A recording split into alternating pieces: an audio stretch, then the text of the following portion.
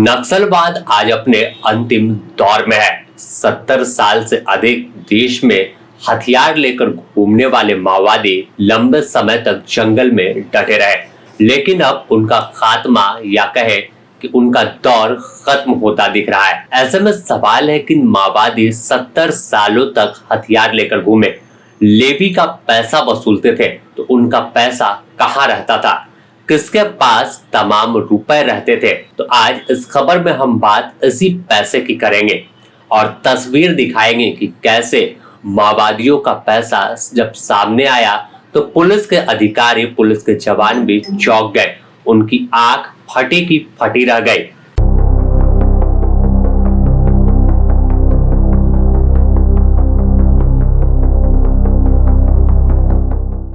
दरअसल बस्तर बीजापुर यह वो इलाका है जहां नक्सलियों की तूती बोलती थी।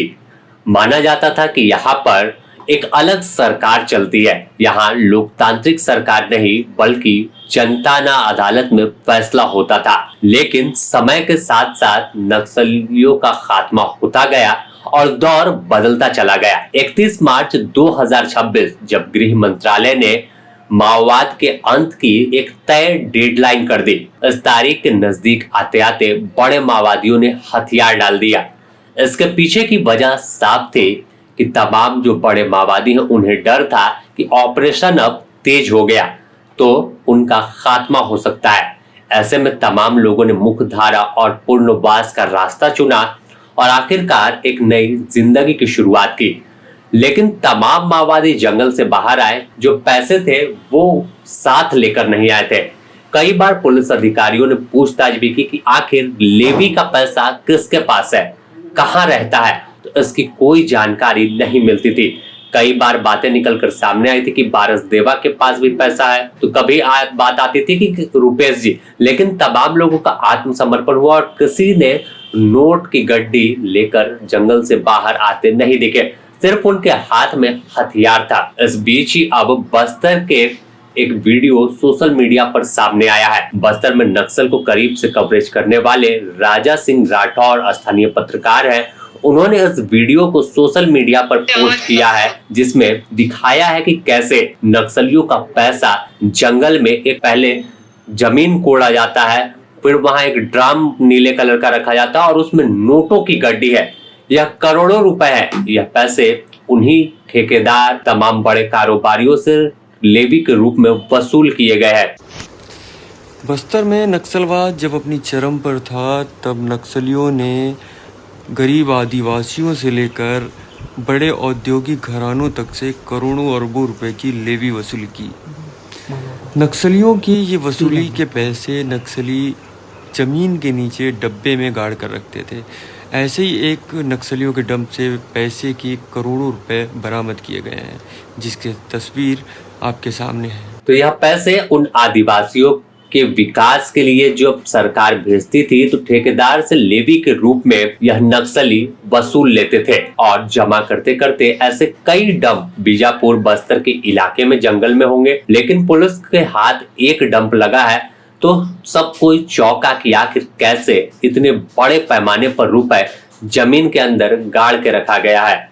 यह पैसे से हथियार खरीदा जाता, गोला बारूद खरीदते, लेकिन जिस तरह से सुरक्षा बल के जवानों की दबिश बढ़ी, माओवाद बैक फुट पर आया। गृह मंत्रालय ने साफ कर दिया कि माओवाद अब ज्यादा दिन तक नहीं रहेगा।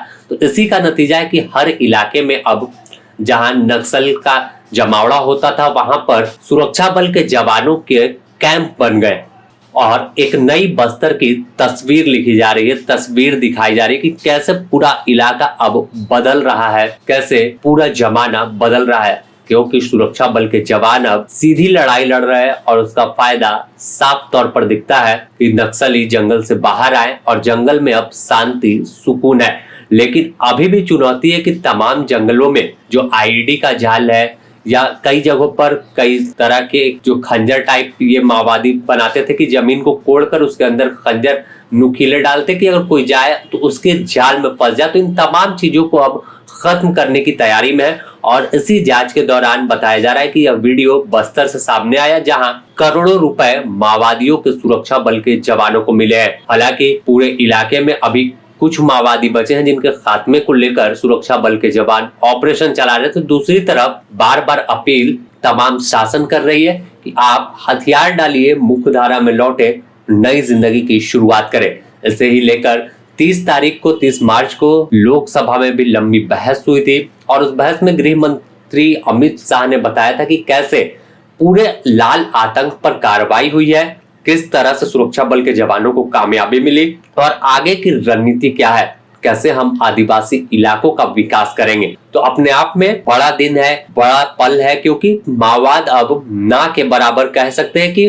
5 से 10% ही कुछ नक्सली बचे हैं जो हथियार लेकर घूम रहे हैं। तो तमाम बड़े शीर्ष नेतृत्व तो खत्म हो चुके हैं।